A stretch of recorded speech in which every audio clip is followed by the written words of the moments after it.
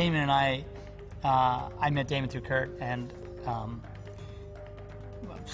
again, like about 8 years ago, and Damon used to train me, and I always knew he was like doing movies, and I mean, it's just amazing that it's worked out, that now it's like he's like putting these fights together, and he's in charge of it, and it's just really cool, because you know, he's just awesome at what he does. I mean, you know, he's a full instructor at the Ensemble Academy. He's like all the disciplines he knows, Kali and JKD, anything you can think of, he's fucking a master of it. Historically, there's really nothing that classifies, or there's no record of the actual tactics that they use or the techniques.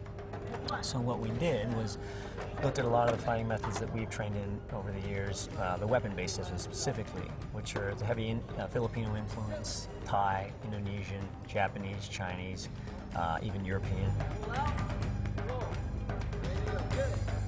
We kind of had a look we wanted to do, how we wanted to do the two-man, kind of watching each other's back, and how Spartans fight as a unit together.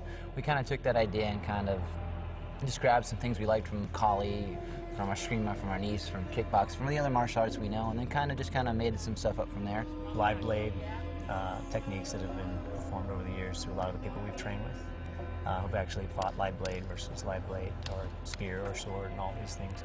Throughout Southeast Asia, a lot of the arts we pulled from. Just tried to make a interesting blend with a combative base.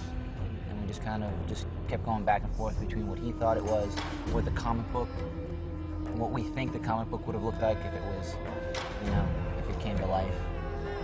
With the amount of battle scenes we have, I mean, Zach's one of those guys that leads from the front.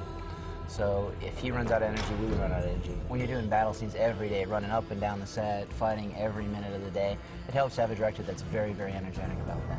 His physicality it's priceless, because he really understands what is possible, what's impossible, how long it takes to do certain action. It's very handy to have a director that understands action from a performer's point of view. It's priceless to have that connection with the director. Everybody learned together, improved, and got the style, and we became one, as we say, single, impenetrable unit. And I think that the action in this is going to be mind-blowing, and that came from Chad and Damon, who put me through so much, but gave me so much. He was talking about, well, I want to stop doing this, and I want to get on a routine for this, and he was just an all or nothing.